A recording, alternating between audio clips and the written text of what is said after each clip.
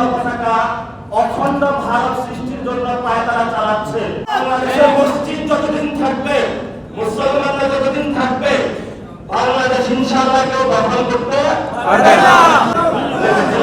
বাংলাদেশে যতদিন থাকবে, মুসলমানরা বাংলাদেশে যতদিন থাকবে, এই 18 কোটি মানুষের দায়িত্ব ইনশাআল্লাহ তারা নিতে প্রস্তুত আছে ইনশাআল্লাহ।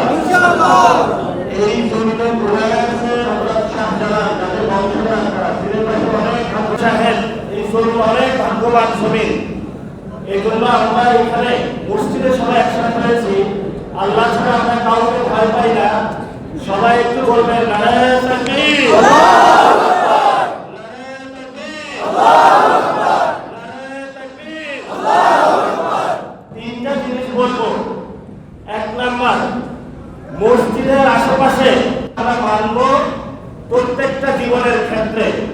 আমি সৌদিতে গিয়েছি, সেখানে দেখেছি যারা বাংলাদেশি আরবি বলার পারার কারণে তারা অনেক নিপীড়িত হয়। 40,000 বেতন 20,000 টাকা পায়। এই মসজিদে এসে আপনারা দয়া করে ইমাম সাহেবের কাছে আরবিতে শিখে যাবেন। আল্লাহ আপনাকে রিজিক দিবে, সাথে সাথে আপনি যদি কোরআন বুঝতে চান, আল্লাহ কোরআনে বলেছে আমি এটা আরবি ভাষা অবতীর্ণ করেছি যাতে তোমরা বুঝতে পারো। অর্থাৎ কোরআন যদি কেউ বুঝতে চায় তাকে অবশ্যই আরবি ভাষা বুঝতে হবে। অন্য কোনো ভাষাতে কোরআনটা বোঝার সম্ভাবনা জায়গা নাই। ঠিক। শেষ যেটা, মসজিদে যারা বড় লোক আছে, ইমাম সাহেবকে কাছে মুখ করে টাকাটা দিয়ে যাবে। ইমাম সাহেব জানে সমাজে তারা গরিব, গরিবের কাছে দান করে দিবে। আমাদের বাংলাদেশে 90% হলো মুসলমান। এই মুসলমানদের যে যাকাতের টাকা আসে, এই টাকা দিলে যদি বাংলাদেশের সব গরিবদেরকে দেওয়া হয়, বাংলাদেশে কি আর কোনো গরিব থাকবে না? তাহলে আমাদের যাকাত ভিত্তিক অর্থ ব্যবস্থা কি বাংলাদেশে প্রয়োজন আছে? অনেকে আমাদেরকে ভয় দেখায়। তুরস্কের এরদোগান, যেটা বলে আমি শেষ করব, উনি একটা কবিতা পাঠ করেছিলেন, যেই কারণে তাকে গ্রেফতার করা হয়েছিল।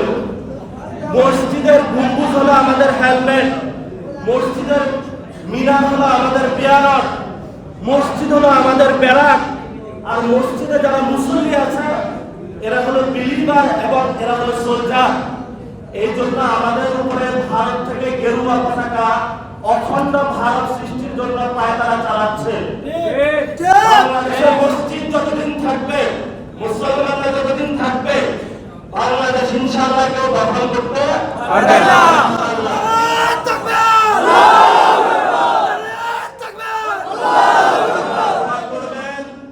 আমরা মসজিদে মসজিদে যাচ্ছি তিনটা কথা বলার জন্য।